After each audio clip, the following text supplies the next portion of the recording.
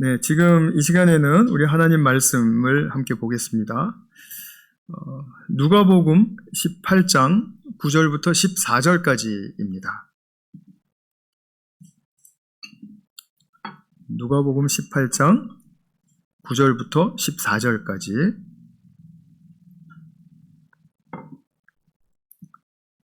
제가 세 번역으로 봉독하겠습니다. 스스로 의롭다고 확신하고 남을 멸시하는 몇몇 사람에게 예수께서는 이 비유를 말씀하셨다. 두 사람이 기도하러 성전에 올라갔다. 한 사람은 바리새파 사람이고 다른 한 사람은 세리였다. 바리새파 사람은 서서 혼잣말로 이렇게 기도하였다. 하나님 감사합니다. 나는 남의 것을 빼앗는 자나 불의한 자나 간음하는 자와 같은 다른 사람들과 같지 않으며 더구나 이 세리와는 같지 않습니다.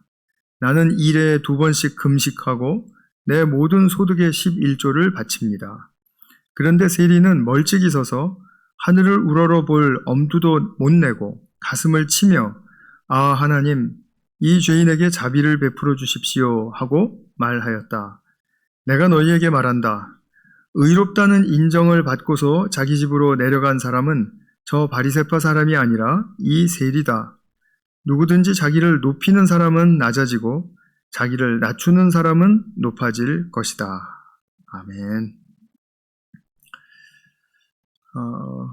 오늘은 바리새인과 세리의 기도가 담겨져 있는 그 비유의 말씀을 우리 함께 좀 살펴보도록 하겠습니다.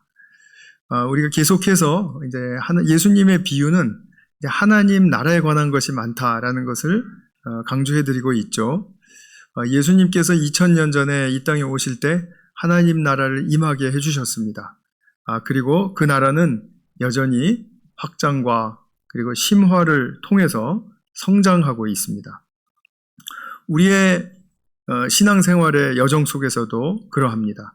우리 하나님의 나라는 계속 확장하고 있고 심화되고 있고 그래서 성장합니다. 예수님을 믿고 이 하나님 나라로 들어온 하나님 나라의 백성들은 분명히 하나님의 통치를 받는 그런 신분이 바뀐 그런 자녀요 또 백성이기도 한데 사실 실제로는 우리 몸은 세상에 속해서 살고 있죠. 직장에 또 학교에 또 여러 우리 사회의 구석구석은 모두 다 세상에 속해 있는 곳이지 않습니까?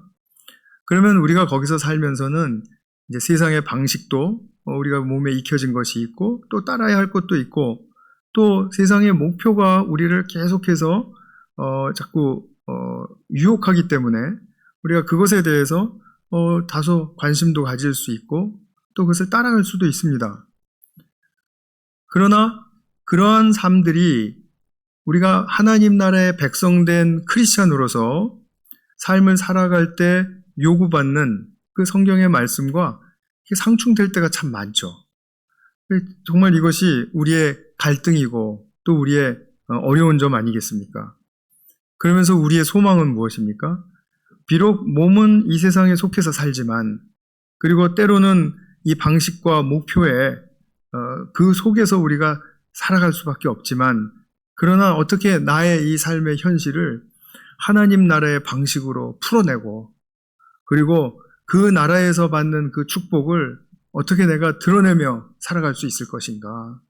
이제 이런 부분들이 우리에게 고민이 되고 또 기도해야 할 부분인 것이죠. 이것을 위해서 주님은 답변하세요. 딱 하나, 자기 십자가를 지고 나를 따라오너라 입니다.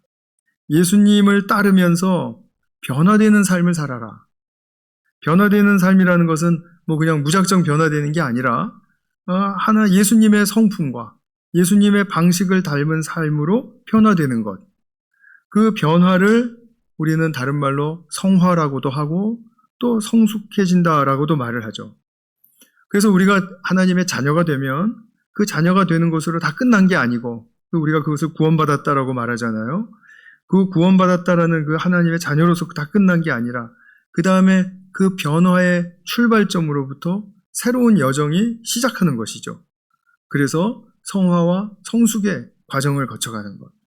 예수님의 답변은 한 번에 많은 것을 이루라고 하시는 것이 아니라 매일의 삶 속에서 내가 하나씩 예수님을 닮아가고 예수님을 따라가는 삶을 살아라. 그러면 우리가 굳이 변화된 모습이 뭐 이럴 거야, 아니면 이러한 만큼을 내가 보일 수 있을 거야 라는 그런 허구의 생각에 휩쓸리지 않고 매일매일 살아가는 삶 속에서 주님과 함께 가는 가운데 자족함이 있고 만족함이 생긴다라는 것을 우리가 발견할 수 있게 되죠. 그래서 우리가 하나님 나라에 들어온 다음에 이 세상에 몸을 두고 살지만 사실은 우리 그 하나님 나라에 합당한 성품으로 변화가 되고 또 안목을 또 바꾸어가는 그런 과정을 가다 보면 그러면 내게 가장 필요한 것이 무엇일까? 이것을 찾지 않을 수가 없겠죠. 오늘 비유에서는 이 성도의 삶 속에서 가장 필요한 것이 무엇인가를 찾게 해주는 그런 아주 중요한 핵심적인 말씀이 여기 들어 있습니다. 그래서 오늘 바리새인과 세리의 기도를 우리가 보면서 또 예수님의 해석을 우리가 들으면서 한번 그 부분을 좀 살펴보도록 하겠습니다. 오늘 비유에는 좀 역설적인 측면이 있습니다. 그것은 무엇이냐면 바리새인은 사회적으로 또 이 공동체적으로 굉장히 좋은 사람이에요. 좋은 사람인데 예수님은 그가 틀렸다라고 말씀을 하세요. 옳다함을 받지 못했다. 의롭다함을 인정받지 못했다. 이런 말씀을 하세요. 세리는 누가 봐도 아주 나쁜 사람입니다. 아주 나쁜 사람인데 그는 또 옳다고 하십니다. 왜 그렇게 말씀하실까요? 이것을 우리가 좀 배경부터 먼저 좀 살펴보도록 하겠습니다. 예수님 당대의 바리새인은 굉장히 종교적으로 또 도덕적으로 아주 굉장히 최고로 존경받는 이게 모범이 되는 그런 그룹의 사람들이었습니다. 이 사람들이 정말 자타가 공인하는 그런 아주 모범적인 사람들이었던 것이에요. 그러니까 이 사람들을 보면 다 고개가 숙여지고 인사가 절로 나오고 그리고 칭찬하고 박수 쳐주고 대단하셔. 이런 그룹의 사람들이었어요. 그 당시에 한 6천 명 정도 바리새인들이 있었다고 합니다. 바리새라는 말 자체가 이렇게 분리되었다라는 뜻입니다. 그러니까 구별되었다. 그러니까 이런 거죠. 보통 사람들과는 다르다. 이제 뭐 이런 뜻이에요. 근데 이 바리새파 사람들은 이스라엘 역사 오래 전부터 있었던 사람들은 아닙니다. 이스라엘 백성들이 이제 자기들이 지은 그 모든 죄 또 쌓였던 그런 오랜 죄악의 결과들로 말미암아 이 바빌로니아의 포로로 잡혀가지 않았습니까? 그때가 주전 6세기입니다. 그 6세기에 포로로 잡혀가서 70년 거기서 포로 생활을 하고 이제 귀환을 하게 되었을 때 정말 주님의 크신 은혜에 찬양했죠. 그러면서 이 사람들이 이 국가적으로 이 자각한 것이 있었습니다. 우리가 왜 이렇게 포로로 잡혀가가지고 수모와 그리고 고난을 당하면서 살아야만 했을까? 아는 거예요. 그것은 우리가 하나님의 말씀을 무시했기 때문이다. 율법을 지키지 않았기 때문이다. 그래서 이 율법 준수를 강조하는 아주 경건한 파가 이제 태동하게 되었습니다. 이 경건파를 바리새파라고 부르는 것입니다. 그러니까 바리새파 사람들의 역사는 한 이스라엘 역사에서 한 400~500년 정도, 예수님 때까지 그 정도밖에 안 됩니다. 이들은 정말 경이롭게 말씀을 잘 지키는 사람들이었어요. 그러니까 많은 존경을 받았겠죠. 그리고 최고 모범이 되는 그런 자타가 공인하는 사람들이었었어요. 근데 다 줄이고 결론적으로 말씀을 드리면 이들이 율법을 지키기 위한 그 치열한 노력이 있었음에도 불구하고 그 율법의 정수에 들어가는 것을 실패했습니다. 그래서 문자적으로, 형식적으로 지키는 것은 아주 잘했어요. 잘했는데 그 율법의 진의, 그러니까 이 율법의 정신과 율법의 핵심을 꿰뚫지를 못했습니다. 그것이 삶으로 전환되는 데까지는 실패했던 것입니다. 그러니까 항상 그들의 수준은 여기서 머무는 거예요. 그거 지켰어, 안 지켰어? 했어, 안 했어? 했으면 됐어. 안 했으면 너 아니야. 이런 식으로 계속해서 판단과 그리고 정죄 그리고 상과 벌 이런 그 내용들이 자기들의 의식 속에 완전히 종교적으로 이렇게 딱 구조화되었던 사람들입니다. 그러니까 그 이상도 없고 그 이하도 없어요. 근데 그것을 하는 모습을 바라볼 때 많은 사람들이 감동을 받는다라는 말씀입니다. 한 번도 안 빠지고 저렇게 기도를, 한 번도 안 걸르고 저렇게 성경을 읽고, 그것도 정해진 시간에. 그리고 저 사람들은 너무 대단해. 하는 모습은 항상 정결해 보이고, 항상 성실해 보이고, 저런 사람이 있을 수가 있어? 야, 우린 못 따라가.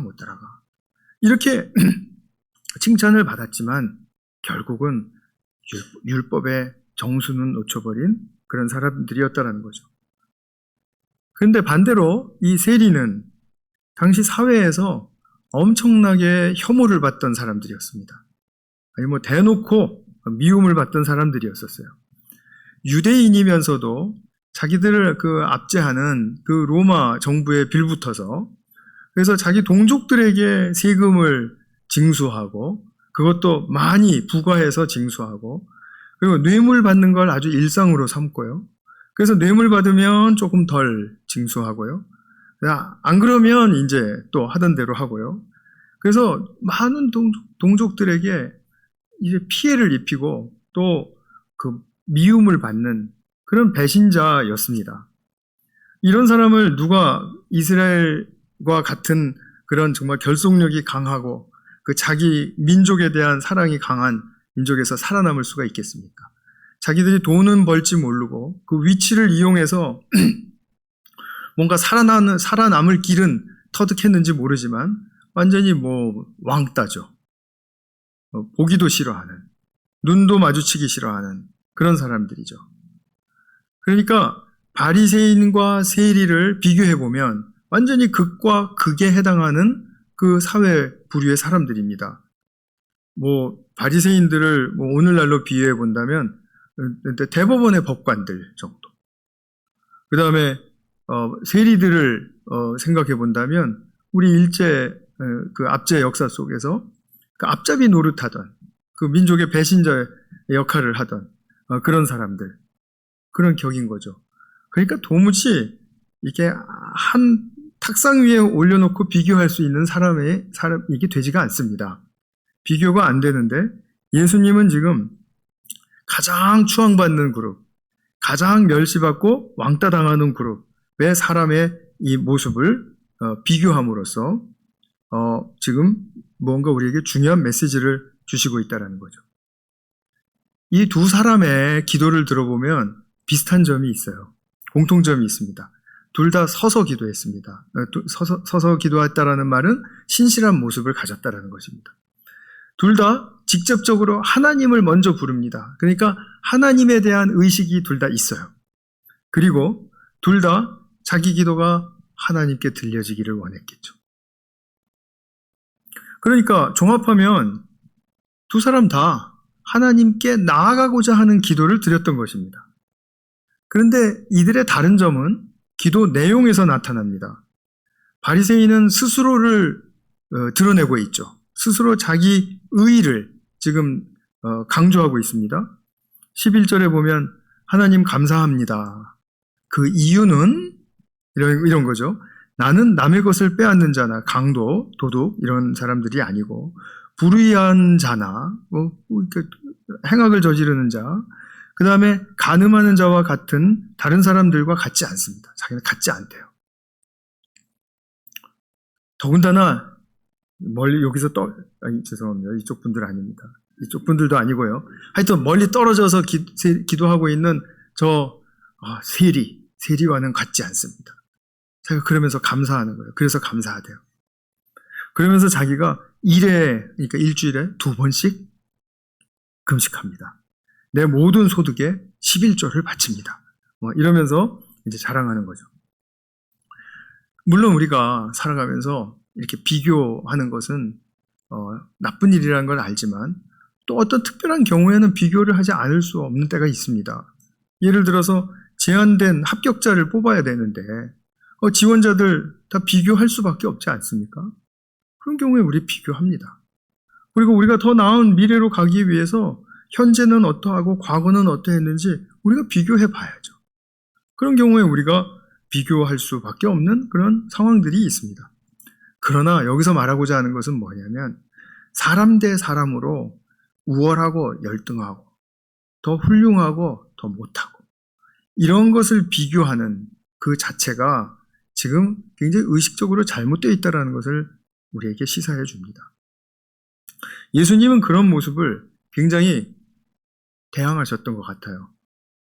누가 더 낫고 누가 더 못한가, 누가 더 높고 누가 더 낮은가 이런 거 따지는 거를 굉장히 예수님이 싫어하셨던 것 같아요. 자기 제자들 속에서도 그런 일이 있었죠. 세베대의 아들 야고보와 요한이 나는 주님의 오른쪽에 왼쪽에 앉게 해주십시오. 그랬더니 그거 가지고 너희 높고 낮은 거 지금 여기서 말할 그게 아니야. 너희들은 내가 마시는 고난의 잔을 마실 수 있냐? 하는 것부터 물으세요. 근데 또 그 높고 낮은 것을 막 이야기했던 제자, 그 두 제자를 본 나머지 제자들 또 막 분개해요. 또 왜 분개할까요? 그들이 잘못했는데. 그죠? 그들은 자기들이 높은 자리에 올라간다라고 하니까 자기들은 우린 뭐야? 이런 생각이 들었던 것 같아요. 지네들만 높아? 이런 생각이라는 거죠. 그러니까 다 똑같은 의식을 가지고 있는 사람들인 거죠. 근데 이 자기 의를 주장하는 이 교만, 이 바리새인의 이 교만은 남을 무시하고 깎아내리고 또 그걸 들춰내고요. 그러면서 자기의 더 우월성을 이제 드러내고자 하는 것인데 이게 자기들이 이 율법에 문자적이고 형식적으로 빠져들었기 때문에 지금 이게 생긴 아주 강화된 그런 그 삶의 방식인 것입니다. 율법을 이렇게 문자적이고 형식적으로 해석하고 그거를 지켜야 한다라는 그런 의무사항으로 그렇게 받아들이지 않았다면 이 사람들의 의식은 여기서 조금 벗어났을 수도 있습니다. 그런데 이 종교가 이렇게 해서 무섭다라는 거죠. 잘못 빠져들어가면 굉장히 오도하고 사람을 망칩니다. 거기다가 내가 이런 것 때문에 자랑스러워한다 라는 그것이 얼마나 자기 기만적입니까? 하나님 앞에서. 누가 더 낫고 누가 더 못합니까? 인간이면 인간이죠. 그런데 이 사람은 그것을 너무 자랑스러워하는 거예요. 나는 저 사람 같지 않아서 너무 행복하다. 나는 매일 이렇게 금식도 하고 11조도 드리니까 나는 괜찮은 사람이다. 이게 기만적이라는 겁니다. 자기 기만. 예수님의 평가가 있습니다. 마태복음 23장에 보시면 율법학자들, 그러니까 서기관들과 바리새파 사람들에게 이제 하시는 아주 그냥 험악한 말씀들 거기 제일 많이 몰려있는 그런 장이죠. 마태복음 23장입니다. 거기 보면 23장 23절에 율법학자들과 바리새파 사람들아 위선자들아 너희에게 화가 있다. 저주가 있다 이런 말씀이죠. 너희는 박하와 회향과 근체의 11조는 드리면서 그러니까 아주 이게 수확이 작은 것들 그런 것들까지도 10분의 1을 쪼개가지고 낼 정도로 그렇게 철저하게 하면서 정의와 자비와 신의와 같은 율법의 더 중요한 요소들은 버렸다. 그러면 그 사람들이 11조 드리는 것을 지금 잘못했다라고 말씀하시는 것입니까? 아니에요. 뭐라고 말씀하시냐면 그것들도 소홀히 하지 않아야 했지만 11조 드리는 것 이런 것들 소홀히 하지 않아야 했지만 이것들도 마땅히 행해야 했다. 그 정신들, 정의와 자비와 신의와 같은 율법의 더 중요한 요소들 이것을 우선시해야만 했다. 이것을 지금 바리새파 사람들에게 말씀해 주고 있는데 물론 바리새파 사람들 중에서도 예수님의 제자가 나왔습니다. 아리마대 요셉이라든지 아니면 니고데모라든지 이런 사람. 그런데 대부분의 바리새파 사람들은 이 말씀이 무슨 말인지 못 알아들었던 것 같아요. 우리는 다 알아듣지 않습니까? 그죠? 그런데 이게 안 통해요. 그러니까 이들은 더 중요한 것, 율법의 참 의미와 목적을 잃어버렸는데, 그렇지만 그들의 삶은 굉장히 경건하고 흠잡을 것 없이 보였습니다. 그런데 하나님이 진정으로 원하시는 그런 측면에서는 흉내낸 것밖에 되지 않았다. 이것이죠. 근데 그 사실을 자기도 모르고 그 주변에 있는 이웃들도 모르는 거예요. 다 잘하고 있다고. 그러니까 이게 뭡니까? 분명히 진품은 아니에요. 근데 짝퉁이 너무 훌륭한 거예요. 그러니까 좀 비싼 짝퉁은 뭐 진품이랑 구별이 또 잘 안 된다면서요. 저는 뭐 그런 거 감별할 수 있는 능력이 없어서 잘 모르겠습니다만 그렇답니다. 어쨌든 간에 이 비싼 짝퉁, 이 바로 바리새인들이었던 것입니다. 나는 가짜라도 비싼 거면 짝퉁이 좋아요 하시는 분은 설마 없겠죠. 여기에. 가지려면 진품을 가지세요.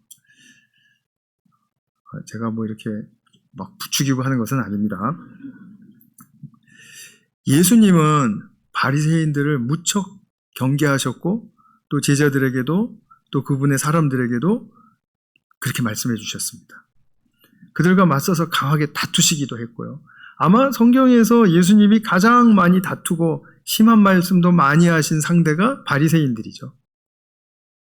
사실 우리의 상식으로 말하면 저 민족의 배신자, 세리들, 저 죄인들, 저 사람들이 밉고 저 사람들이 정말 역겨운데 예수님은 그런 사람의 진심을 보시면 그냥 아무렇지도 않게 흔쾌히 받아주시고요. 그 다음에 정말 경건해 보이고 하나님을 위한다고 막 이렇게 보이는, 멋지게 보이는 사람들은 뭐라 그러십니까? 아까 위선자란 말 보셨죠? 그 다음에 회칠한 무덤이라고도 하시고요. 속은 썩어서 냄새가 나고 막 이렇게 지저분한데 겉은 깨끗하게 회칠을 해서 이렇게 보이는, 그리고 또 지옥의 자식들이라고 얘기하시고요. 독사의 새끼들이라고 하시고요. 지옥의 심판을 당할 자들이라고 하시고요. 아주 험악한 말은 다 모아서 하십니다. 그런데 그러면서 경고하시는 그 이유, 그것을 우리가 좀 간파해야 되겠죠. 그 반면에 세리는 정말 이런 어처구니 없이 정말 행악자와도 같은 자들인데, 그런데 그래서 자기 공동체나 그 나라에 끼치는 그 만행이 정말 해도 너무한데, 그런데 세리의 기도를 들어보면 멀찍이 서서 감히 자기를 내세우지 못하는 거죠.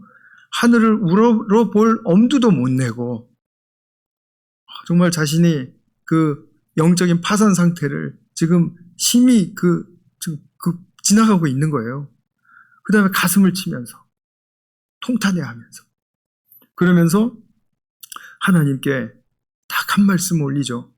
하나님, 이 죄인에게 자비를 베풀어 주십시오. 자비를 베풀어 주십시오. 그러니까 영적 파산 선고를 한 이 상태에서 이 세리가 올려드리는 이 기도를 주님께서는 매우 귀하게 여기셨다라는 것입니다. 근데 우리가 그래도 세리인데도 불구하고 정말 하나님이 자비하신 건 아는구나.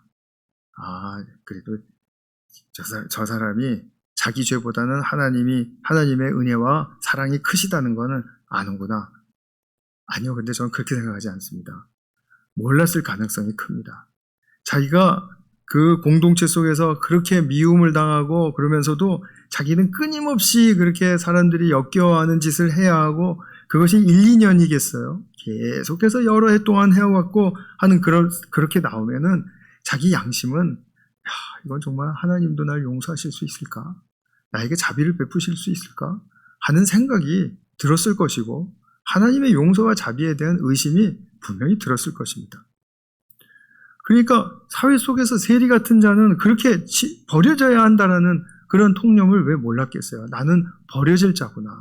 그 사회에서 버려진다는 것은 이스라엘과 같은 종교 국가에서는 그건 완전히 정말 캐스트 아웃, 그냥 완전히 쫓겨나는, 자기들의 구원의 자리에서 쫓겨나는 것입니다. 그런데 이 세리의 기도를 통해서 우리는 그래도 두 가지 정도를 추측을 할 수가 있습니다. 첫 번째로는 자기에게 그래도 일말의 가능성이 남아있다면 그 가능성을 주는 길은 다른 데선 아무 데서도 찾아볼 수 없다. 하나님의 자비 외에는 지금 이런 것이죠. 혹시 하나님의 자비가 나를 용서해 주실 수 있다면 그러면 그 자비 외에는 이 세상에 나를 구원해 줄 것은 아무것도 없다. 이게 진짜 자기의 파산 상태를 선고한 사람의 기도인 것이죠. 자기가 있는 그 세리의 자리가 어떻게 얻어졌든지 간에 지금 자기는 공동체로부터 엄청난 미움을 받고 있지만 그 공동체로 복귀하고 싶은 거예요. 그것이 이스라엘에게 있어서는 구원의 개념입니다. 우리 같으면 난 하나님의 자녀로 부름받았어? 그럼 구원 끝이라고 생각하실지 모르지만 사실은 그렇지 않죠. 구원받은 사람들의 공동체가 있습니다. 그 공동체에 받아들여지는 것, 거기까지가 우리가 온전히 구원을 받은 그런 절차를 마친 것이죠. 그래서 우리가 구원받고 나면 교회에 속하는 이유가 바로 거기에 있습니다. 나 혼자서는 신앙을 유지하기 쉽지 않습니다. 쉽지 않은 게 아니라 저는 불가능하다고 생각합니다. 어떤 사람은 어려울 거라고만 얘기하겠죠. 그러나 그건 차이가 있다 하더라도 어쨌든 그래서 이 세리는 자기가 공동체로 복귀하고 싶은 거예요. 자기가 미워하는 사람들조차도 결국은 나를 한두 사람이라도 나를 받아줬으면 좋겠다. 지금 이 심정을 가지고 있는 것입니다. 그리고 이어서 두 번째로는 지금 어떠한 나의 의와 힘으로도 어떠한 사람의 힘으로도 이것은 불가능하다. 오직 주님의 자비하심만이 가능케 할 수 있지 않을까 하고 그 자비하심에 지금 매달리고 있는 거죠. 그것을 절감하면서요. 우리가 여기서 좀 자비라는 그 말씀의 좀 정의를 좀 함께 좀 이해를 했으면 좋겠습니다. 이 자비라는 말씀의 뜻은 굉장히 실질적입니다. 우리나라 말 중에 물에 빠진 사람 건져주었더니 보따리 찾아내라고 한다. 보따리 내놓으라고 한다라는 말이 있죠. 이것은 무슨 말입니까? 그 귀한 생명 건져줬으면 좀 그것으로 족한 줄 알아야지. 좀 보따리까지 찾아달라니 이거 너무 뻔뻔스러운 거 아니야? 하는 그런 좀 그런 뻔뻔스러움에 좀 빗대어서 부정적으로 하는 이야기죠. 그런데 하나님은 우리를 죄에서 건져내 주시고 그리고 건져내신 다음에 그 다음에 주님의 자녀로서 살아가실 때 필요한 모든 보따리들을 챙겨주십니다. 생명도 구해주시고 보따리도 챙겨주신다는 말씀입니다. 이렇게 주님의 구체적인 공급, 그 필요를 채워주시는 그 손길이 바로 우리에게 주님은 자비하시다라는 것을 알게 해주는 겁니다.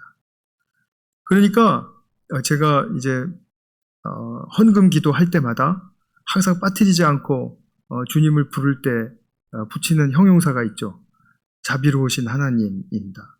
왜냐하면 자비로우신 하나님은 우리를 자녀로 삼아주셨을 뿐만 아니라 지난 주간에도 우리 필요한 것들을 다 채우시는 그 공급의 손길을 풍성하게 부어주신 그런 하나님이시거든요. 그 하나님의 그 하신 태도와 보여주신 태도와 그리고 그 성품, 그것을 주님은 자비하시다라는 말로 이렇게 표현하는 거예요. 구약 때부터 그렇게 지금 표현하는 것입니다.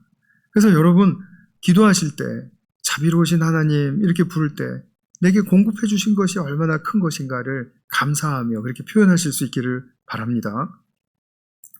그래서 우리에게 영적으로, 육적으로, 관계적으로 모든 영역에서 주님이 우리에게 삶을 영위할 수 있도록 채워주시는 그 주님의 자비하심, 그 자비하심에 우리는 의지할 수밖에 없는 존재다. 그것이죠.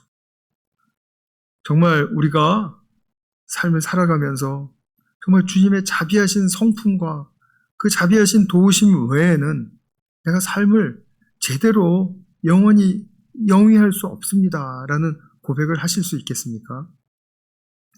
이 자비하심이 우리를 자녀로 삼아주시고 또 자녀답게 변화되어가는 그런 모든 과정 속에서 필요한 것들을 채워주십니다. 문제는 뭐냐면 우리의 눈이 좀 바뀌어서 그 자비하신 역사를 베푸시는 것에 좀 잘 볼 수 있는 눈으로 바뀌는 것. 이것이 중요한 것입니다. 우리의 마음이 조금 더 변화가 되어서 주님이 이렇게 행하시고 하신 것이 주님이 모든 약속의 결과로서 신실하심을 나와 동행하시면서 보여주시는 것이라는 것을 체험하는 데 있습니다. 그냥 이것은 말만 들어서 되는 문제가 아니에요. 우리가 자꾸 이런 주님의 자비하심에 눈길을 돌리고 마음을 쏟는 그런 마음 변화가 있어야 됩니다. 이것은 우리의 자발적인 의도에서 나오는 소원일 때 그것이 가능해집니다. 그래서 강제적으로 바뀌어지는 것은 아니거든요. 그래서 이 측면에서 우리가 정말 기꺼이 주님께 내가 더 눈을 열게 해주십시오. 나의 귀가 더 열리게 해주십시오. 나의 마음의 이 밭이 좀 잘 바뀌게 도와주십시오. 이 기도가 필요하다라는 거죠. 그래서 우리가 바리새인의 그 기도를 우리가 생각을 해보면 남들과 비교해서 자기는 의로우니까 나의 의를 인정해달라고 하는 이 바리새인이 결국 이거 잘못됐구나 하고 주님 아닙니다. 이거 잘못됐습니다. 그런 자기 관점과 태도가 지극히 잘못된 것임을 깨닫고 그리고 바꾼다면 그래서 주님 저의 의가 아닌 주님의 자비하심으로 저를 다시 세워주십시오. 제가 제 의로 세워왔던 저의 인생은 이거는 완전히 허공에 물 붓기입니다. 이거는 아닙니다. 그러니까 주님의 자비하심 위에 저를 다시 세워주십시오. 라고 기도했다면 주님께서 너 아까 기도 내가 먼저 들었기 때문에 이런 기도는 무효야. 이렇게 하실까요? 그러시지 않을 거예요. 깨닫는 그 순간이 중요하거든요. 그러니까 우리가 예수님이 기뻐하실 그 기도는 언제든 늦는 때가 없다. 라는 것을 그것도 또 기억해 주시기를 바라요. 죄는 차별이 없습니다. 다 죽을 죄입니다. 바리새인의 영적인 교만의 죄이든지 세리가 또 범한 그 자기들 민족에게 행한 사회적인 그런 공동체적인 해악의 죄이든지 죄는 죄입니다. 더 나은 죄 없고 더 못한 죄 없습니다. 다 죽을 죄입니다. 모든 죄 때문에 하나님의 영광에 이르지 못하는 것은 다 동일합니다.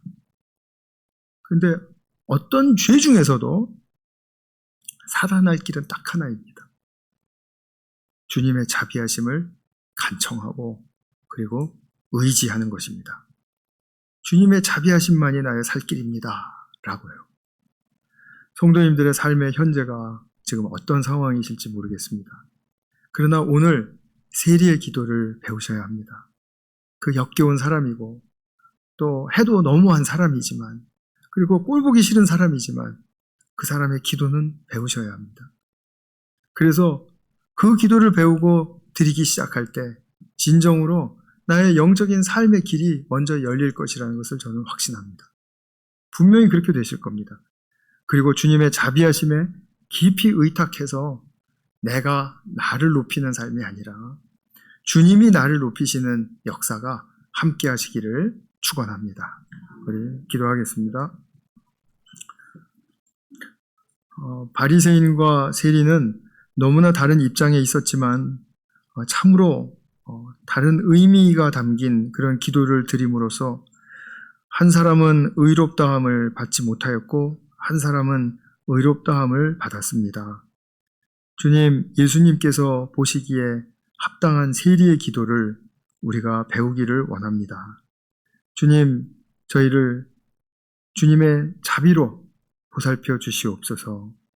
주님의 자비를 베풀어 주시기를 간절히 소망합니다. 우리 모두에게 주님의 자비만이 우리의 살 길이라는 사실을 알고 고백드리며 나아가는 그런 귀한 영적 부요의 삶으로 나아가도록 축복하여 주시옵소서. 우리 구주 예수 그리스도의 이름으로 기도하였습니다. 아멘.